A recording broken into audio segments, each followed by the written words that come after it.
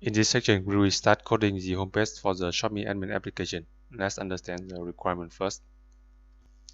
This is the user interface design for the admin homepage. As you can see, the page title is Home Shopee Admin, and at the top of the page is a header that includes the logo, menu items that provide access to every functionality, every management module of the application: users, categories, brands, products, customer, shipping, orders, reports, articles, menus, and settings.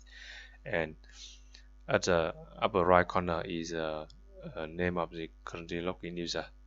And below the header is the page heading Shopee control panel.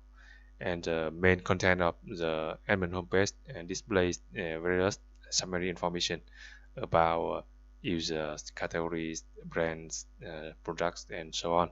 And at the bottom of the page is a footer that displays the application name and copyright notice. So in this section, we will just create the header with logo and top level menu items, page heading and footer. And in the upcoming sections, we will display the name of the currently logged in user when we come to implement the authentication.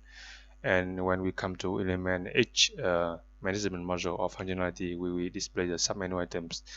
And near end of the course, we will display the summary boxes when all the functionalities, all the management modules are implemented.